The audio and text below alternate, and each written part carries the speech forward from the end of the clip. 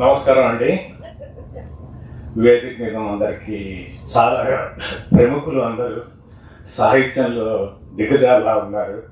నేను చాలా చిన్నవాడిని ఈ విషయంలో. ఇప్పటికే ఆడిటోరియం అంతా హీట్ ఎక్కువ ఉంటుంది కాబట్టి నేను మరింత వేడెక్కే ప్రయత్నం చేయను. అందులో సదస్సు 3 రోజులు ఉంది కాబట్టి నేను చెప్పాలనుకున్న దాన్ని బహుశా రేపటికో ఎల్లుండికో పోస్ట్పోన్ చేస్తాను. ఒక 2-3 నిమిషాలు మాత్రం సూక్ష్మంగా ప్రస్తావించి మనం తర్వాత సెషన్ కొనసాగిద్దాం. మన తాళ్లపాక అన్నమాచార్యులు వారు అన్నట్లుగా మన భావనలో ఏదైతే ఉంటుందో బాహ్యంలో మన వర్తనం కూడా అలాగే ఉండాలి. భావము బాహ్యం, భావములోన బాహ్యమునందును, భావములోన బాహ్యమునందును గోవింద గోవింద యని కొలువవో మనసా భావములోన బాహ్యమునందును గోవింద గోవింద యని కొలువవో మనసా భావములోన. ఇది అన్నమాచార్యులు. అలాగే మా అన్నయ్య కూడా చేతనంలో కానీ అచేతనంలో ఉన్నప్పుడు కానీ నిద్రలో కానీ మెలకువలో కానీ ఎప్పుడూ సాహిత్యం తప్ప మరో ఆలోచన ఉండదు తనకి.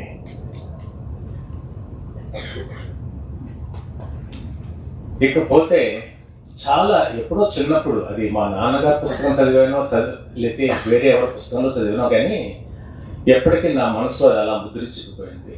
అదేంటంటే అశ్రు ఒక్కటి 1,000,000 లోకాల బరువు అని.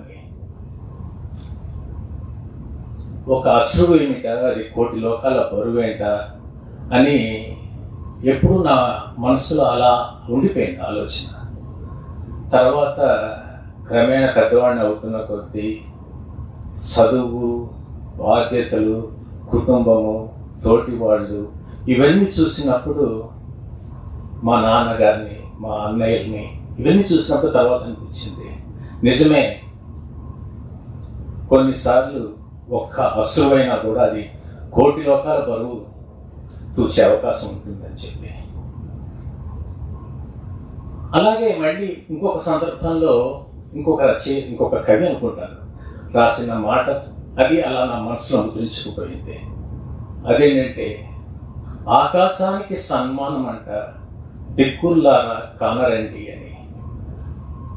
ఆకాశానికి సన్మానం అంటే అసలుకి ఒక మనిషి ఆకాశం అంత ఎత్తు ఎదగాలంటే ఏం చేసి ఉండాలి, ఎలా సాధ్యమవుతుంది?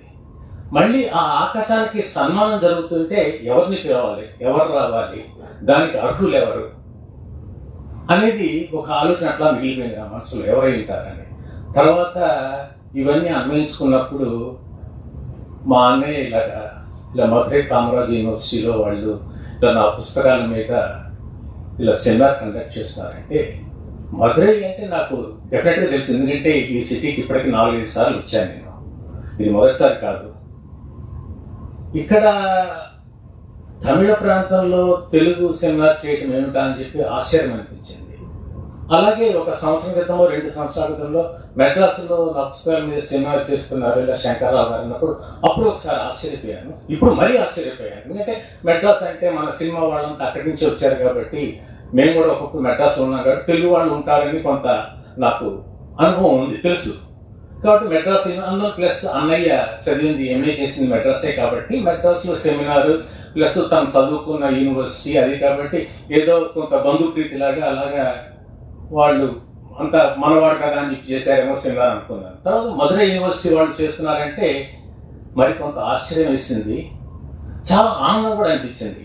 ఎందుకంటే నేను అమెరికాలో ఉంటున్నప్పుడు ఈ తానా సభల్లో, నాట్స్ సభల్లో, ఈ సభలో చూస్తుంటాను, మాట్లాడితే ప్రతి ఒక్కరు ఊకదంపుడు కొడుతుంటారు. ఏంటి అమ్మ భాష, మాతృభాష, ఈ తల్లి భాష, ఈ భాష. ఇవన్నీ స్టేజ్ వరకే పరిమితం అవుతాయి. ప్రాక్టికల్గా ఎవరు ఏది చేయరు. అది అనిపించినప్పుడు నాకు ఇది కదా నిజంగా మాతృభాషని గౌరవించడం అంటే. మాతృభాషని గౌరవించడం అంటే మాతృమూర్తిని గౌరవించడం, మన అమ్మని మనం గౌరవించుకోవడం. ఇది కదా నిజంగా గౌరవించడం అంటే. ఎక్కడో పరాయి రాష్ట్రంలో ఉండి ఇందాక వీళ్ళందరూ చెప్పినట్లుగా మధురై అనేటప్పటికీ ఎవరు రావాలని పెద్ద ఆసక్తి చూపరు. ఎందుకంటే దానికి ప్రయాణంలో ఉండే ఇబ్బందుల వల్ల కానివ్వండి, ఇక్కడ అకామిడేషన్స్ వల్ల కానివ్వండి, ఇన్ని కారణాలతో అనమాట రావాలని అనుకోరు. అలాంటిది ఇంతమంది వస్తున్నారు, ఇంతమంది అటెండ్ అవుతున్నారంటే అబ్బా ఇది కదా నిజంగా మాతృభాష మీద ప్రేమ అంటే, ఇది కదా మాతృభాషని గౌరవించడం అంటే అని అప్పుడు నేను అనుకున్నాను, తప్పనిసరిగా ఈసారి సెమినార్కి ఎటువంటి పరిస్థితులైనా సరే నేను వెళ్ళాలి. మీరందరూ ఏంటంటే అన్నయ్య రాసిన పుస్తకాలు, ఎందుకంటే నాకు సాహిత్యం మీద అంత ఎక్కువ అభినవేశం లేదు, పట్టు లేదు, అంత ఎక్కువ తులనాత్మక విమర్శనాత్మకంగా నేను చూడలేదు, చేత కదా నాకు. కానీ మీరందరూ చేస్తారు. కానీ అసలుకి అన్నయ్య అంటే ఏంటి, ఏంటి విశ్వర్ష అంటే ఒక చిన్న విత్తనంగా ఎప్పుడో నాటిన ఒక చిన్న విత్తనం ఒక చిన్న మొలకగా మొదలయ్యి ఇన్ని ఆట్పోట్లతోటి ఇన్ని రకాలుగా కళ్ళటిల్లి అన్ని రకాలు మనం ఫేస్ చేసి ఈరోజు పెద్ద వటవృక్షం అయ్యి ఇలా విస్తరించి విశ్వర్షిగా అన్నమాట ఒక స్థాయికి ఎదిగిన ఆ ప్రస్థానాన్ని మీతో పంచుకోవాలి, మీకు తెలియజేయాలి అనే ఒక రకమైన ఒక ఆసక్తితో నేను వచ్చాను ఈ సభకు అనమాట. మళ్ళీ ఇంకొకటి ఏంటంటే, నేను ఒక సైన్స్ స్టూడెంట్ని, కెమిస్ట్రీలో పిహెచ్డి చేశాను. నేను మొదటి నుంచి నేను అబ్జర్వ్ చేసింది ఏంటంటే, సైన్సెస్లో కానివ్వండి, టెక్నాలజీలో కానివ్వండి ఉండే అవకాశాలు, ఉండే ఎంకరేజ్మెంట్ జనరల్గా లిటరేచర్లో, అది తెలుగు సాహిత్యం కానివ్వండి, తమిళ లిటరేచర్ కానివ్వండి, ఏ లిటరేచర్ అనేది లేదు, సోషల్ స్టడీస్లో కానివ్వండి అంత అవకాశాలు ఉండవు. కాబట్టి నాకు వీలైనంతగా నేను సహాయం చేయాలి. ఎందుకంటే నేను కూడా తెలుగు వాడిని కాబట్టి, తెలుగు మీద నాకు కూడా అభిమానం ఉంది కాబట్టి, నేను 1993లో నేను పిహెచ్డి చేశాను ఎస్వి యూనివర్సిటీ నుంచి. నా రీసెర్చ్ పేపర్ అమెరికాలో ఒక కాన్ఫరెన్స్కి యాక్సెప్ట్ అయినప్పుడు, మీలో ఎంతమందికి తెలుసుంటుందో తెలీదో, దాల్మియా జైకరి అని ఒక ఆయన బాంబేలో పెద్ద entrepreneur business, Dalmia cements, Dalmia steels, Dalmia travels, ఇలాగా ఆయనకి కోపం. ఆయన ఎవరో నాకు బంధువు కాదు, నాకు తెలీదు, నాకు ఆయనతో పూర్వ పరిచయం లేదు, ఏం లేదు. ఊరికి ఆయన అడ్రస్ ఎక్కడ వదిలితే ఆయనకు ఒక చిన్న ఉత్తరం రాశాను.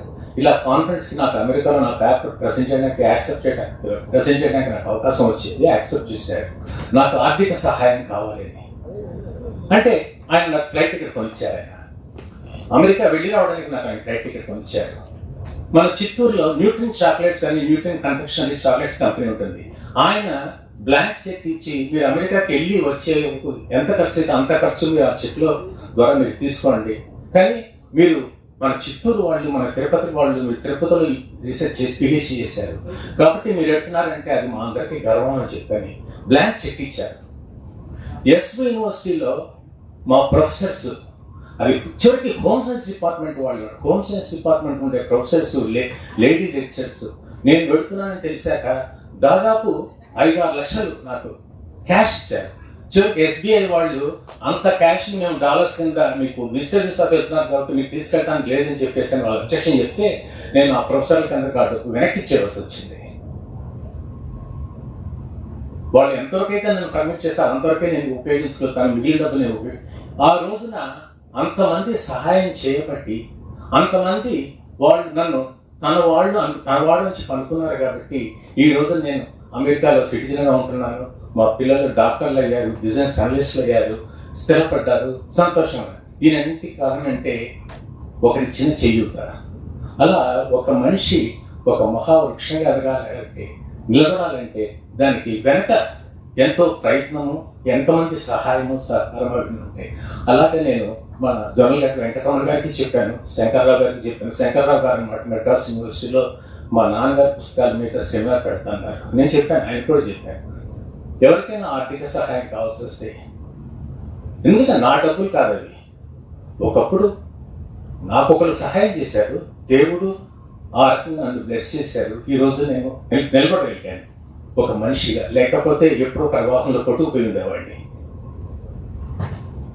అలాగా ఎవరికైనా సరే ఏదైనా ఆర్థిక సహాయం కావాలి, లేదు ఒక మంచి పేపర్ రాశారు, ఒకళ్ళు బాగా ప్రెజెంట్ చేశారు, లేదు ఒకళ్ళని ఒక లైఫ్ టైం, ఇప్పుడు మన జిఎస్ మోహన్ గారి లాగా అలాగా ఒకరిని ఒక లైఫ్ టైం అచీవ్మెంట్ అవార్డు తోటి ఇంకోటి గుర్తిద్దాము అంటే తప్పనిసరిగా మనం ఆ రకంగా గుర్తిద్దాము. ఎందుకంటే ఒకళ్ళని గౌరవించడం అంటే మనల్ని మనం గౌరవించుకోవటమే, ఒకళ్ళని నిలబడ్డారంటే మనం నిలబడ్డట్టే లెక్క. సో ఇవన్నీ మనసులో పెట్టుకుని నేను ఈ కాన్ఫరెన్స్ రావడం జరిగింది. రేపు మేము అవార్డ్స్ ప్రెజెంట్ చేసేటప్పుడు మా అన్నయ్య కూడా నేను లైఫ్ టైం అచీవ్మెంట్ ఎందుకు అవార్డు ఇవ్వాలనుకున్నాను, దానికి కారణం ఏంటి అనేది నేను రేపు కొంత విపులంగా మాట్లాడతాను. అలాగే ఇంకా పేపర్ ప్రెజెంటేషన్లో తన వ్యక్తిత్వం గురించి, తన సాహిత్యం గురించి నేను అర్థం చేసుకున్నది ఏంటనేది రేపు ప్రెజెంటేషన్ నేను మాట్లాడతాను. ప్రస్తుతానికి నేను ముగిస్తాను. ధన్యవాదాలు.